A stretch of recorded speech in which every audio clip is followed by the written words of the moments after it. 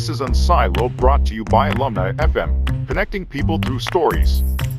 Welcome to Unsiloed. This is Greg LeBlanc, and I'm here with Robert Cialdini, who is professor of psychology and marketing at Arizona State University, also the author of this book, Influence, The Psychology of Persuasion, probably one of the most influential, if I can say that, and best-selling books in the field of, well, interpersonal communications, marketing, persuasion,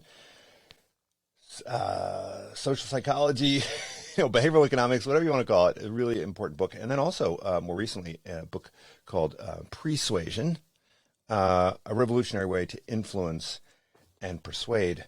Welcome, Bob. Thank you, Greg. Glad to be with you. Now, if I think of this book, Influence, I think of influence as primarily being about motivation, and I think of persuasion primarily being about attention, right? And I think of these two as probably the areas that most social psychologists are. This is where we spend a lot of our time, and certainly in business, we spend a lot of time thinking about these issues.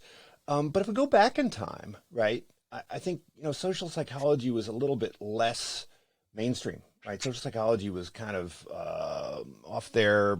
You had these folks doing experiments, right? I mean, I remember when I was in undergrad, I took classes in social psychology with Robert Cialdini and other folks over there. We read, Goffman and Aronson and all those folks. Right. And then when I went over to the business school and I took class on management, it was all very kind of anecdotal, and it was kind of like Bob's a manager and Bob's got to motivate his people, and then something happened, right? And it was sort of, I think, kicked off by the publication of your book back in 1984. It's hard to believe that this was so long ago, but it really kind of it kind of kicked off this whole movement where social psychology became super important to people who are out there in the field doing stuff. I mean, my grandfather was the head of sales for Hoover in the 30s, and then he started a firm kind of like the one that you have, which was training salespeople, right, on how to do sales.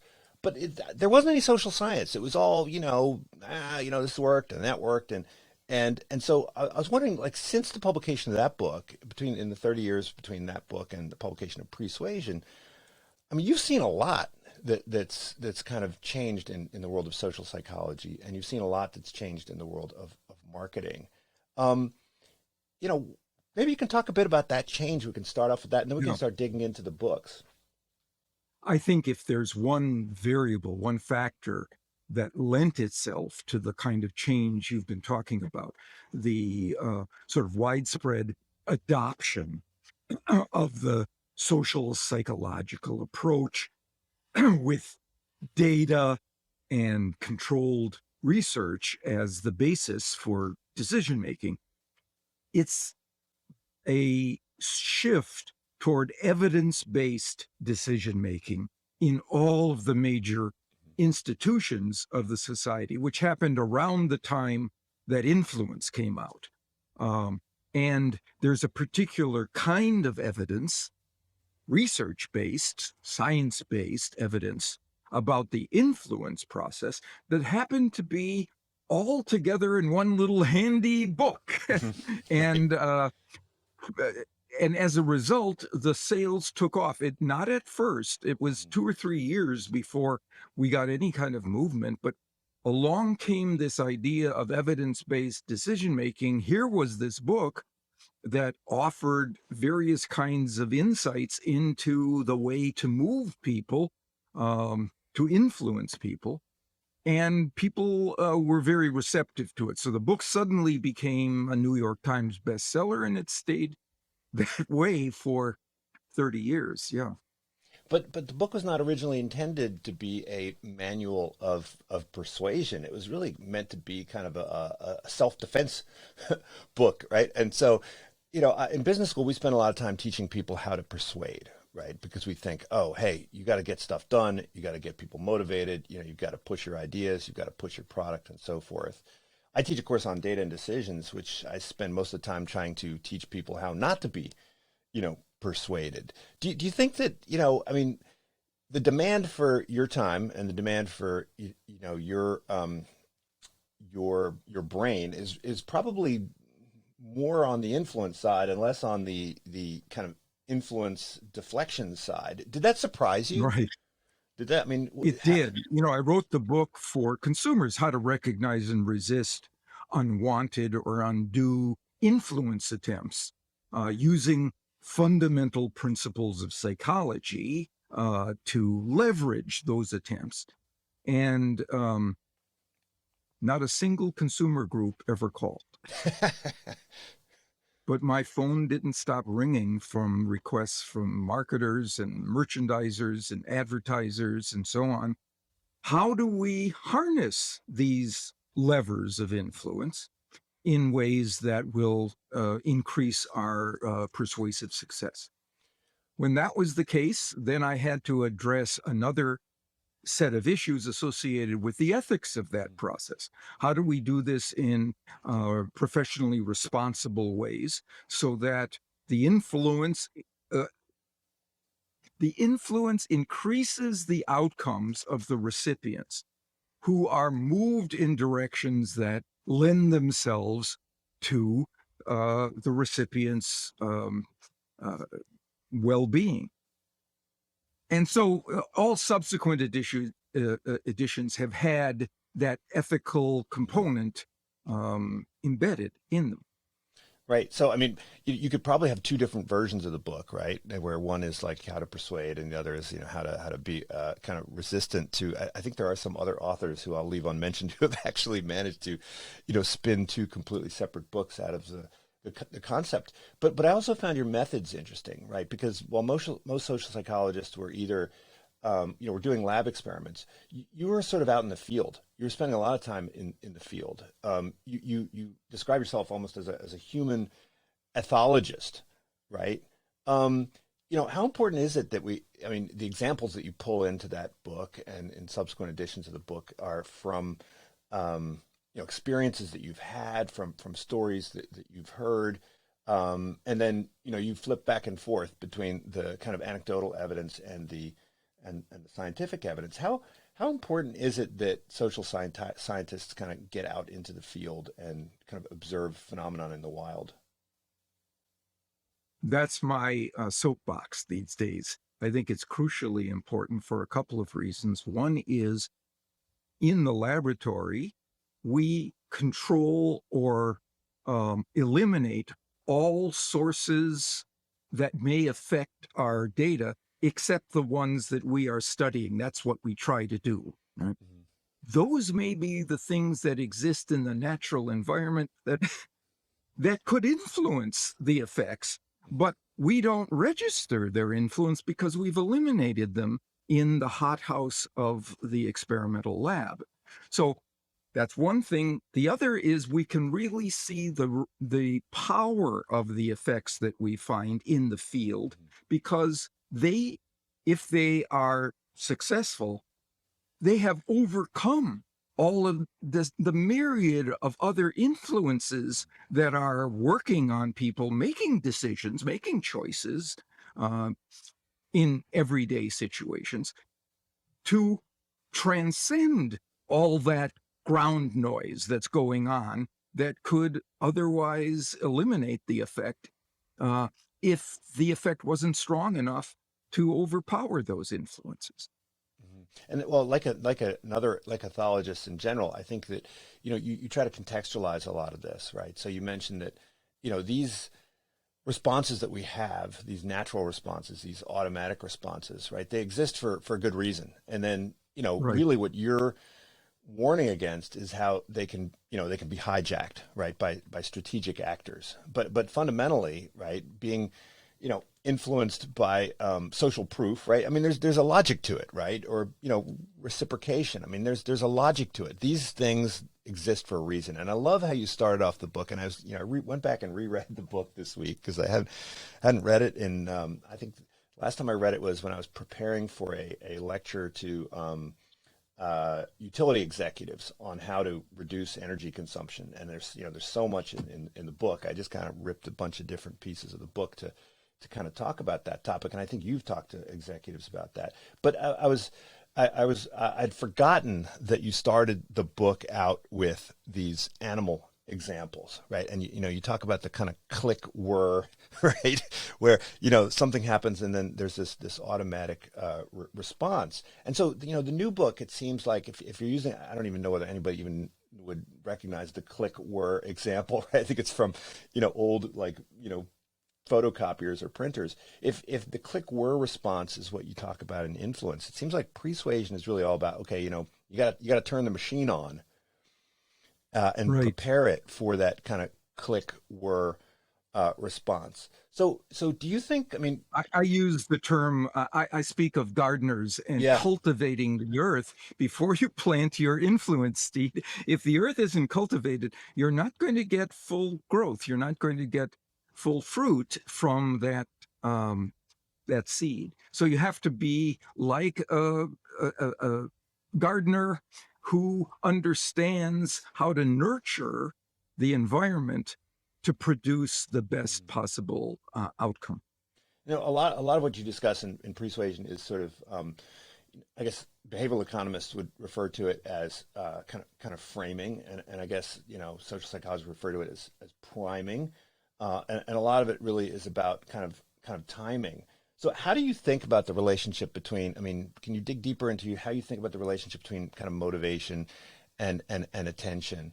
And why is it, do you think, that you kind of underestimated the importance of attention maybe in the earlier book? What drew you to start spending more and more time thinking about attention?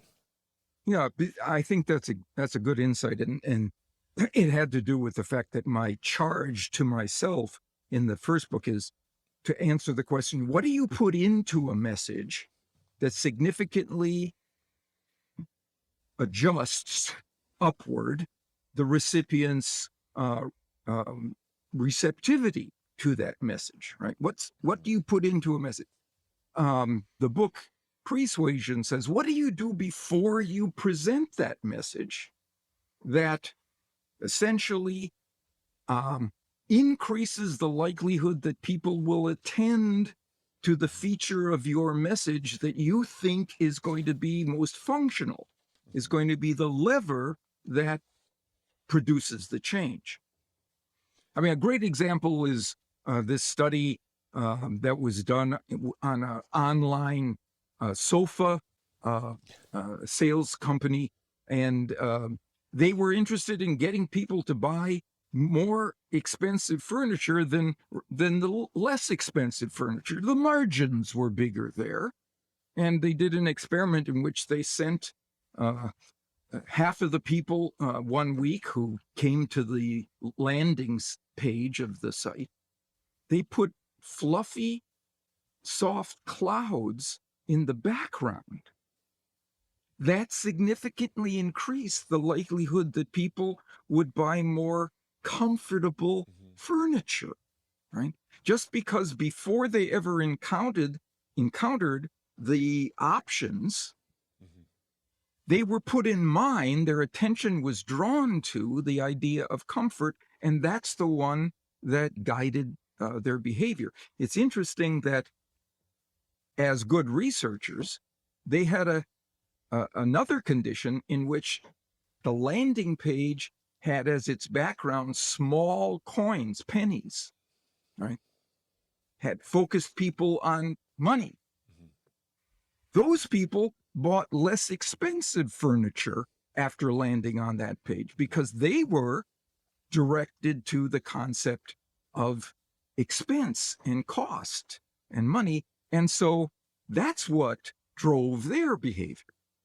So that's the idea pretty much of what do you do before you even present a set of options to people and try to direct them inside your message to, let's say, your strength is price. You've got the best price on the market. What you do is on the landing page of, you have images of coins and money and so on. That's what Persuasion is all about. well, it's kind of like alley oop, right? You got the alley, you set up set up the customer for Yeah. the persuasive information, and it's really, I mean, this is really kind of about the economy of attention, right? And how kind of people have a finite capacity to process information, and so they're continue really. It really kind of made me think about Herb Simon. I mean, when I was reading this, I kept thinking that Herb Simon is lurking in the background, kind of cheering you on, Yeah. right? Yeah. Because it's Actually, really there's about, another Nobel laureate, Danny Kahneman, who I think has crystallized the point, Mhm. and that is that it's not just that you only have a limited amount of attention, and so the one that you've been channeled to is the one that's going to most likely drive your behavior, the particular Mhm. topic. He said there's nothing as important as you think it is while you are thinking about it. Mhm. In other words, focusing, giving something attention elevates its perceived import in your eyes, because typically we pay attention to the most important things in our environment. That's how we make good determinations, right? So what he's saying is focusing people on a particular feature of your product or service, let's say, it could be price, not only channels people there and makes them most likely to respond on the basis of that, it also elevates price as in terms of its importance Mhm. in decision making. It's a 1-2 punch that's very powerful. Well, another example you talk about is how getting people to think of themselves differently, right, will influence them, and I found parallels there between your discussion um, of commitment in the previous book, right? So if you get someone to think of themselves as a generous person, right, and you could do this either in the moment, right, where you kind of provoke them with a question, or you plant the seeds of this kind of earlier on, Right. as with the famous examples of the so this idea of managing people's attention. It's some is I think in the book you emphasize kind of the immediate, like right before you have the encounter or the engagement, you can kind of tee this up. But it seems also that you can kind of start working on, shifting their attention somewhat earlier. Is it when you start working earlier, are you kind of working on tweaking their attention, or are you kind of tweaking their motivation? Is it I can you think it's easily attention distinguish in that between the two? case. Yeah. Yeah, I think it's attention in that case. And so, for example, that book that you showed, Influence, there's a subsequent edition to it. And at the top of the cover is the statement, 5 million copies sold. Right. So that gives people evidence before they even begin. Why isn't it on Uh, this one? This one you probably had sold 3 million by the time this one yeah, was yeah. revised. So right now it's 5, and it's interesting that I had to fight the marketing department of my publisher to include that first, right up Had they front. read the And book? yeah, that's exactly what I mean. And you know what they were saying? Well, we need more white space on the cover. So people are invited in. A white space, white space, compared to Right. this fundamental principle of influence that steers people in a particular direction and that we talk about inside the book. So, yeah, uh, I did spend some time thinking, well, what's true? What's true that I have that I can cultivate the earth with before anybody encounters my garden of claims and insights. Yeah. Well, you talk in the book. I mean, you're very humble. You talk about how you are susceptible and you fall prey to a lot of these things yourself. I mean, you're intimately familiar. You describe when the dean of business school kind of duped you into teaching a class, which is why the book was delayed. when I was trying to figure out, okay, I gotta get Bob Cialdini on the show. I figured, all right, I'm going to send an email and I'm going to mention all the other people who are on the show and see if that makes a difference. I went to your website and I checked, and yes, it made a difference. Yeah, so I think strategic. Now that I have you on the show, I'm gonna start saying, hey, I got Bob Cialdini on the show. You got to get on the show, but if people are interested, to get back to this idea of kind of immunizing yourself, I mean, are there tools that people can work on to kind of make sure that they're persuaded and influenced by the things that they want to be persuaded and influenced on? Yeah. I mean, I know there's a lot of books out there on attention. They're trying to Right. advise people. Let's take each motivating and providing a context or for it. But start out with the context. Here's what I advise people to do in order to take into account the power of persuasion. Right? Mm-hmm. Those people who visited the SOFA landing page? Here's what they should be saying to themselves. What are those clouds doing there? Right. Well, first they have to notice them, right? What's that about? What's that all about? Yeah. Right? There's a reason, right, that those clouds are there. They had all kinds of choices, and clouds aren't inherently related to furniture, but they're there. Right? Okay, so what's that? So they can step back and say, okay, I think I get it. I think I see that there's an association that they want to establish at the top of my consciousness that's likely to guide my future behavior. Yeah, on the persuasion part, motivating people, again, I think what you have to do is step back from the situation that you're in and ask yourself a relevant question. So, for example, one of the principles of influence is authority. Right? What are the experts saying in this particular domain? And there's a testimonial that you'll see on websites and so on. So what I say at the end of every chapter in influence, there's a section called How to Say No. Right? Yeah. And what I say about influence by authority is you have to ask yourself two questions, and they're simple questions. Okay, you see this testimonial, and you have to ask yourself, is this expert truly an authority on the topic at hand? Right? What does Tiger Woods really know about Buicks? What? Right. What does Matthew McConaughey really know about Lincolns? What is that? What is that? That's not an authority influence that I ought to be susceptible to. I ought to allow myself to be susceptible. So that's one question. You focus yourself away from external features and onto legitimate credibility of the expertise of the authority. Does it apply here? Then there's the question, well, what if there is a genuine authority, somebody who has the credentials of a physician, let's say, Dr. Oz, right? And he's promoting nutritional supplements that he gets a cut of every time you buy a bottle, right?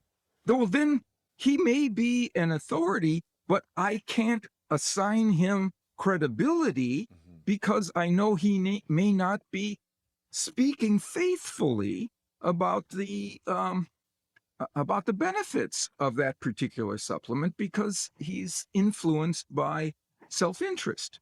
So those are the two questions you ask yourself. And if the testimonial or the authority passes both of those, it's pretty good. It's a pretty good cue that this is probably something I should pay attention to. Here's a knowledgeable, honest person giving me evidence that will allow me to reduce my uncertainty as to what's a good choice here.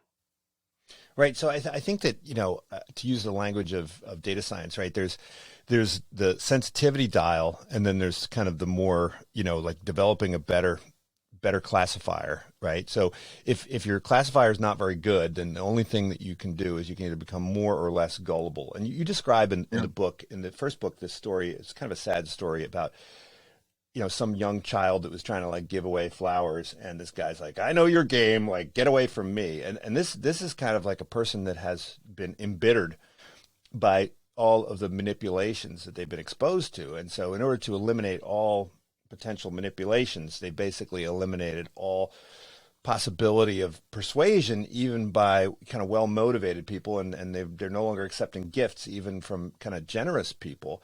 And it seems like with respect to authority, there are people that have that kind of, they're suspicious of all authority, but then that kind of makes them just as bad as people who are, gullible with respect to all authorities, right? So, I mean, it's easy to be on one end or the other. What's hard is to actually do the dirty work of kind of filtering the good from the bad authorities, right? Knee-jerk no is as bad as knee-jerk yes, because you miss the opportunities for genuine influence that are afforded by true authorities, people who are knowledgeable, competent, and experienced in a particular domain, offering counsel as to how you should comport yourself there. You miss that if it's just knee-jerk no. But you have to, as you say, ask yourself a couple of questions, or step back from the situation and assess what might be really going on here. What are those clouds doing in those kinds of self inquiries that allow you to move forward with more confidence.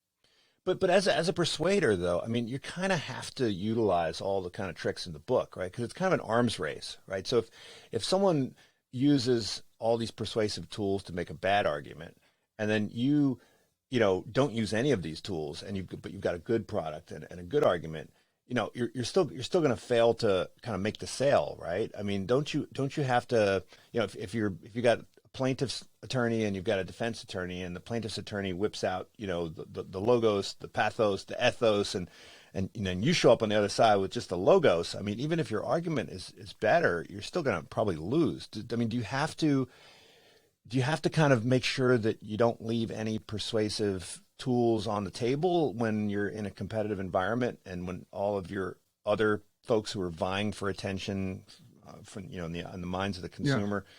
If you have a good product or service, you will have one or another, and usually multiple, of these principles to apply. And the key is to point to them rather than fabricating or manufacturing, counterfeiting their presence in the situation. And the outcome is usually a good one for the recipient, who sees that, oh yeah, there is this principle here. The authorities truly are saying that this is a good thing, or this truly is a unique opportunity in the market. Or, there's one principle that and here's the thing that I think that equips you with, that your less honest, less scrupulous competitors can't have if they pursue their approach. Oh yeah, he's the honest one. She's the one with integrity. You get that label, and now in all future interactions, people are going to be processing your arguments more deeply and believing them more fully, because you've earned the label of the credible source. Yeah, but you've also highlighted how people can sort of feign this kind of honesty and humility by starting off with here are all the things that are why you shouldn't, but then, oh, by the way, but here's what you should, right? So there are ways to kind of, once you recognize the markers of honesty, then a lot of these, in biology we have those mimics, right? So you notice that the successful ones are doing this, and so there's a frequency dependent strategy, which is to kind of copy them, and then really it's about the customer who has to do the dirty work of pecking the fake bird to find out if they're a real bird.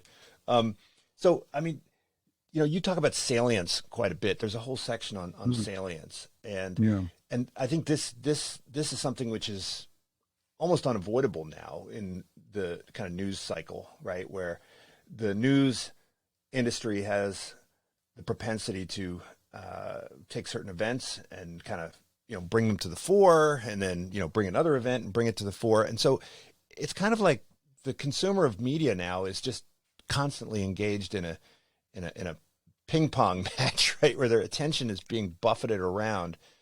Is there a way that people can kind of not just manage their attention for specific appeals to their attention, but just in general divert themselves from these attempts to produce salience?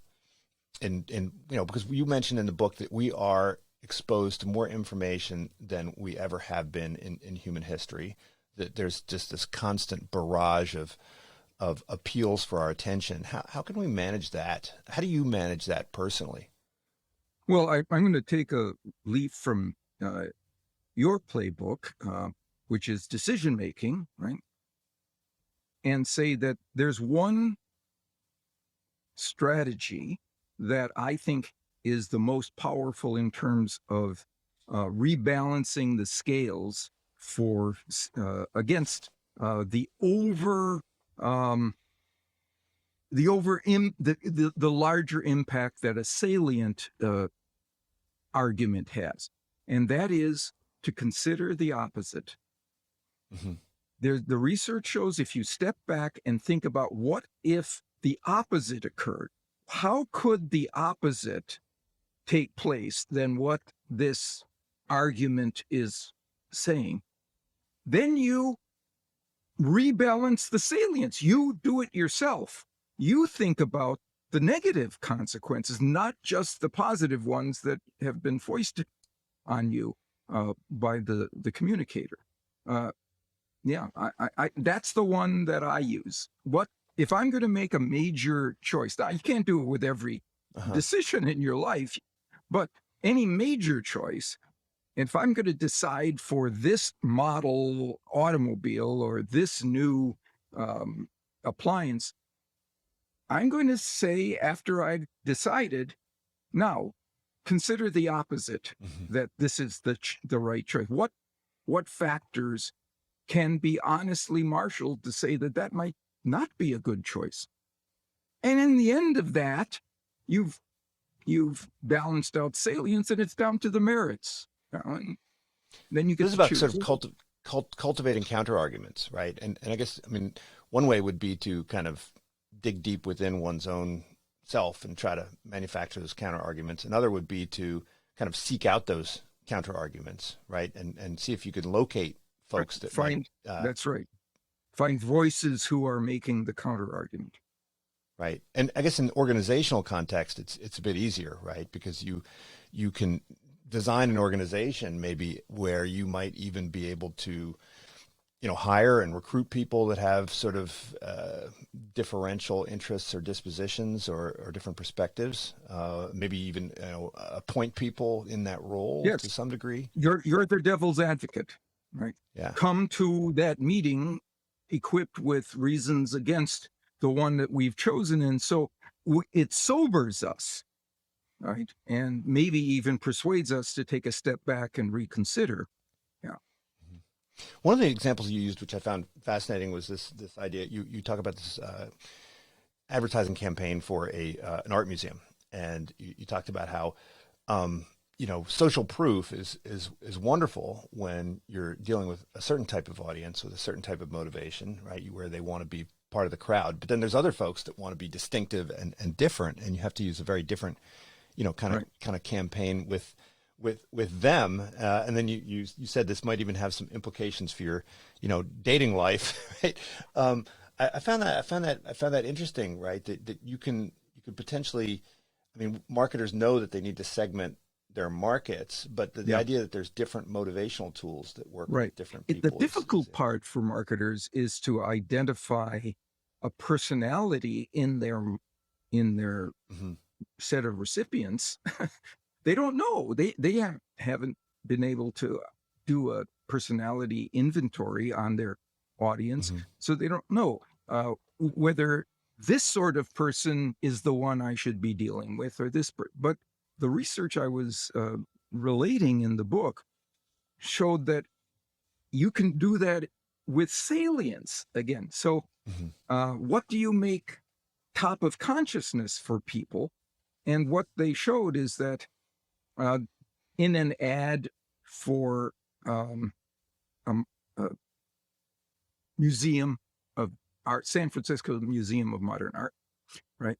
If um, if you show them a movie clip before that ad that makes them afraid, it's one of it's um, a thriller, or there's a Mhm. horror movie that they're a little unsettled by that.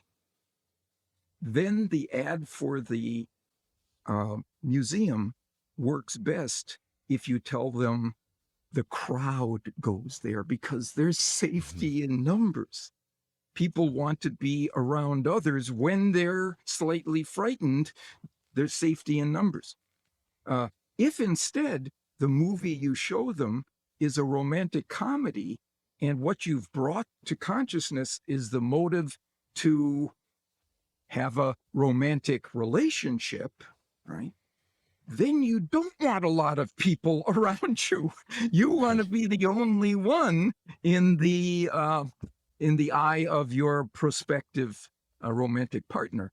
Uh, so under those circumstances, if the ad says, be one of the few who are able to recognize the benefits of this museum, that's the one that best performs there. Mhm. So the idea is you can put your ad in television programming that produces one or another kind of motivation in people, and then there's a particular um, principle of influence, either social proof or scarcity, that works better depending on the motivation that you've instigated. Well, we've just gone through a couple years where I think fear. I think it's safe to say that there's been quite a bit of fear. Um, maybe prior to the pandemic, there was fear as well. I mean, fear seems to be something that sells to some degree. Do you think that the predominance of fear in our culture has kind of exacerbated this susceptibility that people might have to social proof? I was wondering if you did this section on the new book on kind of identity and so forth. Was that inspired by kind of recent developments? Could you talk a bit about how? I mean, we seem to have descended into some kind of tribalism, right, to some degree, more so than in the past. How does that work? Why did you feel the need to add a seventh principle of persuasion for this latest edition? Well, your perception is accurate. I began to recognize the how the categorization process, how people categorize themselves in terms of identity relevant groups, political parties, religious denominations, um, nationalities, localities in which they resided, and so on, influence the influence process. For those other members inside that identity relevant category, all influence barriers went down. Those other people were now able to influence us significantly more because they were of us, not just like us. They were one of us.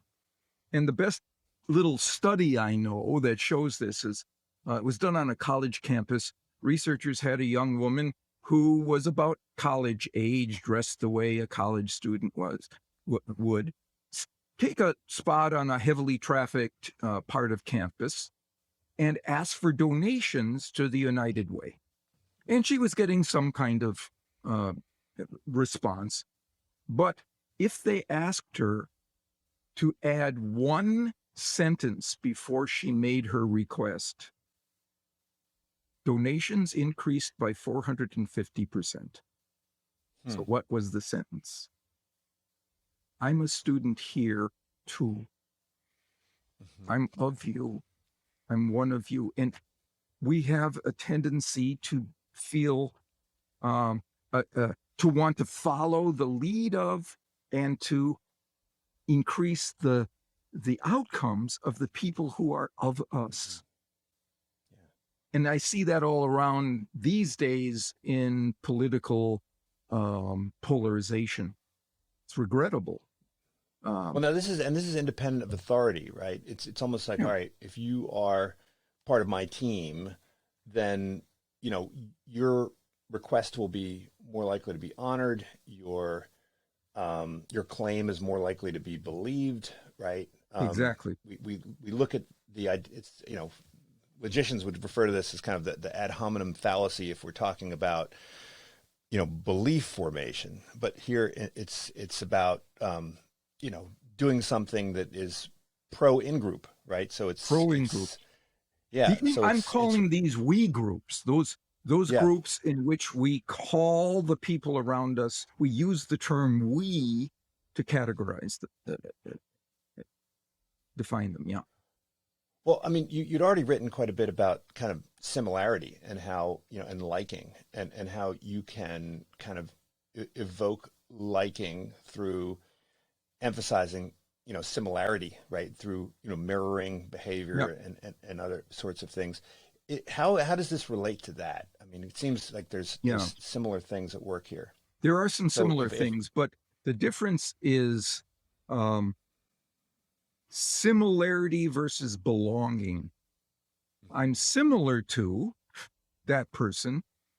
Oh, we have the same taste in ethnic food or cinema or humor, but that's different from I belong to this person's political party, right?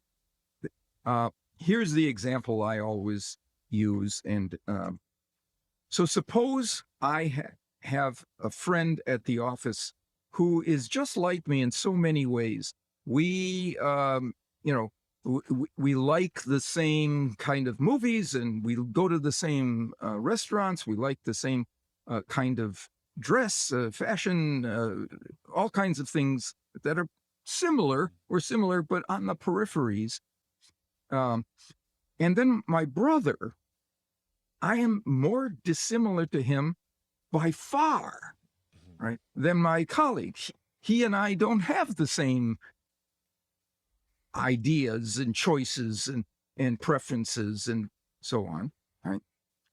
And I'm out on a boat with the two of them, and they fall in, and there's only one life preserver. There's no question who gets it. It's not the similar guy. It's the guy who's of me. And what I use as a kind of a label for this is that the we is the many me's. We see ourselves in those people that we share an identity with.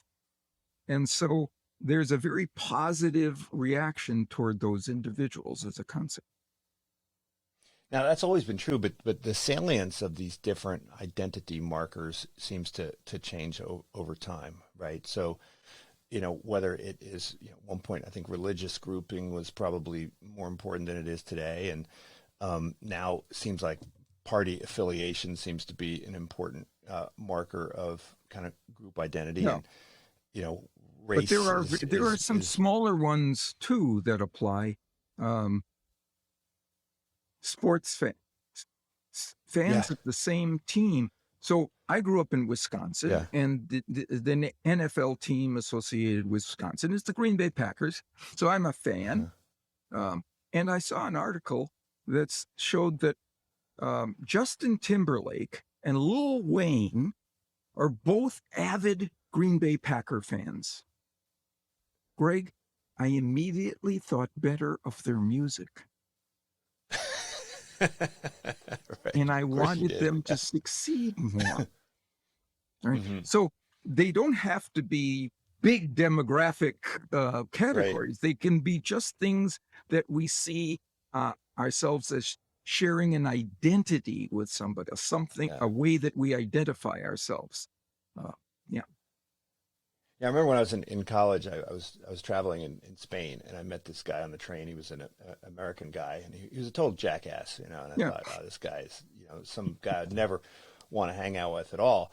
And then we were wandering through the streets of Pamplona, I think it was, and some drunken Spanish guy came up and asked for a cigarette from this guy, and the guy was just a total jackass to him. And then the Spanish guy's friends started showing up, and it looked like there was about to be some kind of brawl. And I immediately rushed to the defense of this American jackass, right? Because the minute there was a possibility of a conflict, I realized that I need to be on. I need to.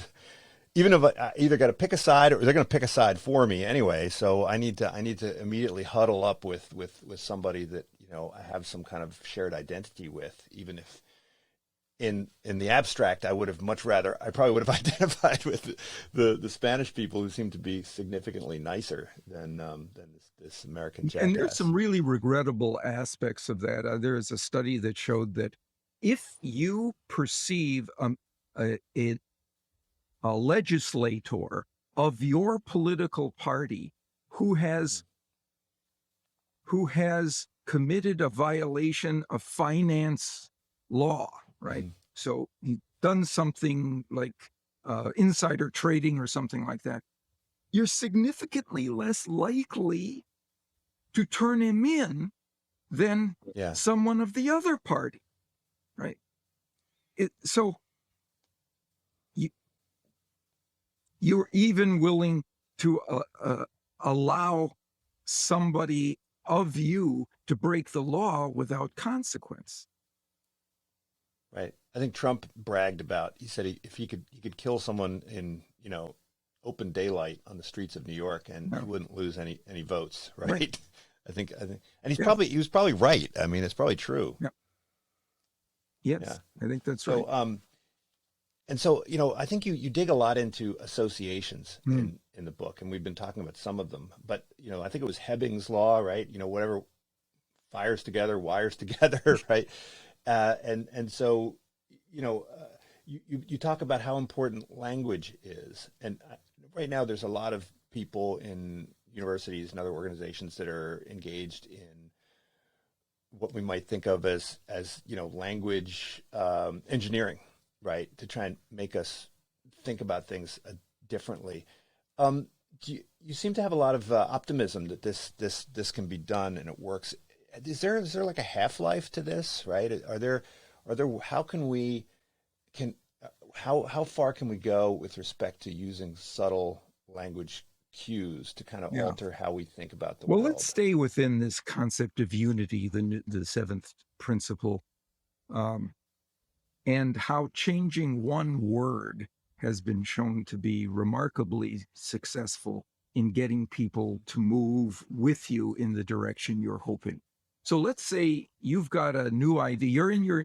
You're in an organization, maybe you're new to it, and you've got an idea for an initiative or a new product or service that you think, if successful, would burnish your reputation and allow you to move up in the company.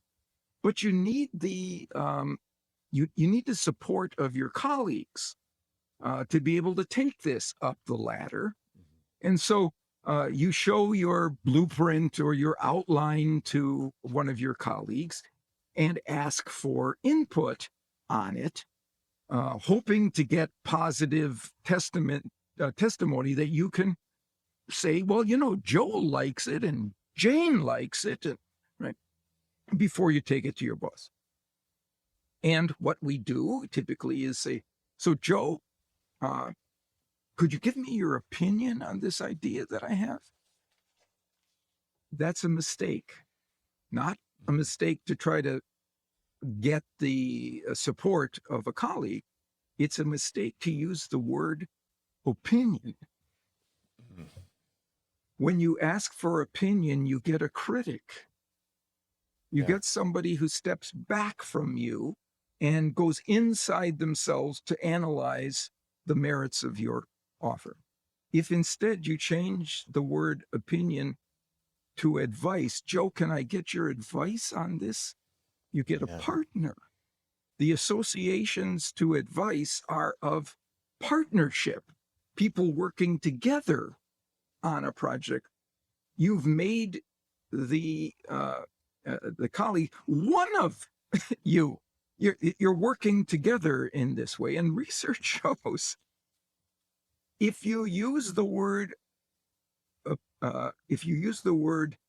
advice rather than opinion, you get significantly better input and significantly more favorability to your idea. And the newest research that I saw says they did the same thing, this time changing the word opinion to feedback, and they got the same result. Yeah. Partnership beats opinion, and it beats asking for feedback, because those two things are asking the person to go into themselves and separate from you. The word advice asks that person to be a collaborator with you. Yeah. Right. That's the Well, kind of impact that a single word can have because of the associations that are freighted with that word. yeah, no, I've been in part of an organization where, they never ask for input because they don't really want input. So they're afraid that if they ask for input, they might get it, and then they might have some expectations around it. And I remember asking an administrator, like, why do you never ask for input? And she said, well, if we ask everybody for input, then we might actually have to, respond to it. So Right. But it turns out that's precisely why we don't use the word.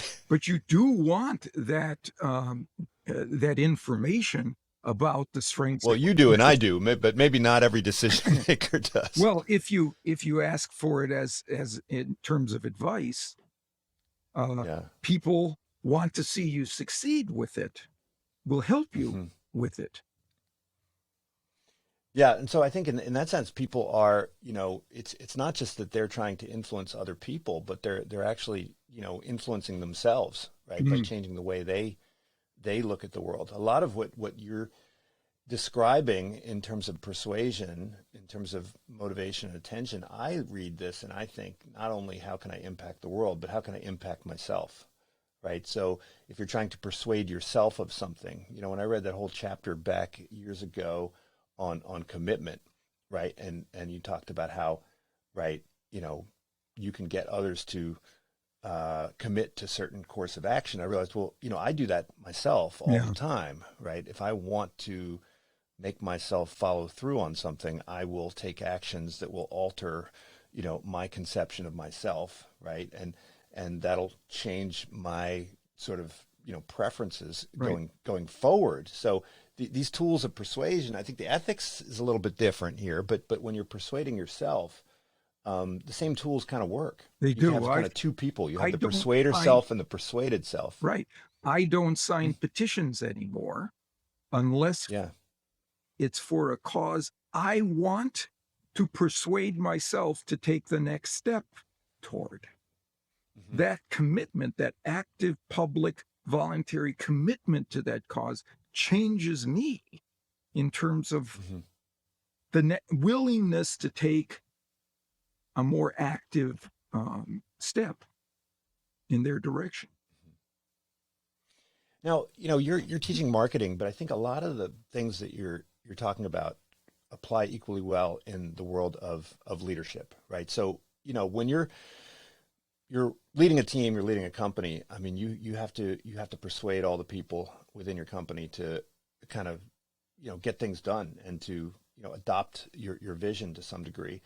Do you think that the disciplines of leadership and marketing, that there's something of a false dichotomy between these disciplines? I mean, that there's these fundamental unities that transcend those different disciplines. Why do we think of them as so so distinct? Is that just purely for organizational I convenience? think so, because the goal, the broader goal, which is to influence people in our direction, is in common.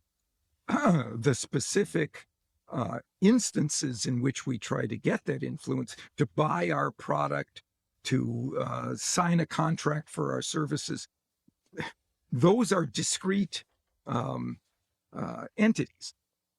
For leadership, you want influence in the long term. You want to create an aura that allows people to feel comfortable moving in your direction, even though they don't have to make a purchase or anything, but they're willing to go along with your preferences because you've established yourself as a credible source of authority for them. Mm-hmm. Now, I think at the beginning of the book, Persuasion, you use another metaphor. You got a lot of great metaphors and analogies, and one of them was that you're going to, work on hunger, but with dietary restrictions. And one of the dietary restrictions was indeed ethics. When we're teaching ethics, do you think? I mean, we have two approaches. One is where we kind of tack on the ethics at the end, right? So, I remember taking an ethics class in business school, and it was like, all right, now that you've learned how to do all this stuff. Right. Let's think about, when you don't want to do it. It seems like ethics needs to be kind of integrated throughout, right? Every time you're learning how to do something, the question should be like, when and why and under what circumstances does it make sense for you to do this? When you're teaching, how do you bring ethics into your content? The larger topic of ethics, I don't try to resolve for people. I mean, Mm-hmm. philosophers have been banging their head against that Mm-hmm. particular wall unsuccessfully for years. But within the domain of influence, I think I have a strategy that works for me anyway. And that is, so here are these 7 universal principles: reciprocation and authority and social proof and commitment and consistency and scarcity, the things that we've been talking about. Mm-hmm. The thing that defines an ethical versus a manipulative or ethically objectionable approach is whether I use one or another of those levers of influence by pointing to it Mm-hmm. versus manufacturing it, counterfeiting it, fabricating it in some way. If there really is scarcity, I'd be a fool and not to mention the unique quality of this or the limited availability of this. If there really is authority, there are authority voices that I can point to that say these experts are praising this product, I'd be a fool not to point to them. That's all. The problem comes when people lie with statistics or make up testimonials or pay people for using or testifying in a. That's a corruption of the principle that normally works well to steer the recipient in the correct direction for their own outcomes. That's the key. It's can I inform people into assent versus can I trick or deceive or coerce them into assent? Mm-hmm. So I mean, we're certainly in a golden age of persuasion, but I think we also are kind of in a golden age of awareness of persuasive techniques and tools. And I think kind of both of these books, even though your original intent was to provide some kind of guide to resisting, right, unwanted influence, and you've basically made a living teaching people how to do influence. I think that the resistance tools are just as important, and I've certainly found them to be incredibly useful. And I think that your original intent is certainly being fulfilled by for a lot of the readers who have looked into these books and enjoyed your work. Greg, I think that's such an important process to think through from the outset, not, as you say, tag it on at the end. but think through from the outset, what constitutes an ethically commendable, not just acceptable, commendable use of these principles by honestly informing people of their presence without exaggerating in any way, that this exists, and it exists there at a representative level. There is true social proof here, and you show them that.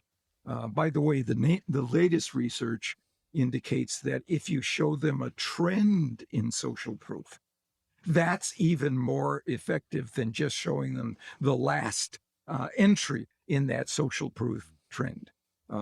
So if you can honestly inform people of that, everybody wins. Well, if the people with good products and good ideas aren't using these tools, then they're basically leaving the field open to the folks who have the bad ideas and the bad products. And so, Right. I've certainly found just a lot of utility in all of your books and your work. So, Bob, thanks so much for joining me. I really appreciate it. I have to say I enjoyed our time together. So check out this book, Influence, and be sure to get the latest edition, which has the extra 120 pages, and also Pre-Suasion. And then you've got this other book. I think we didn't even talk about this. It's kind of like a, it's a sort of a, for people with less attention span, yes, 50 scientifically proven ways to be persuasive. Appreciate your time, Bob. Talk again soon. This is Unsiloed, brought to you by Alumni FM, connecting people through stories.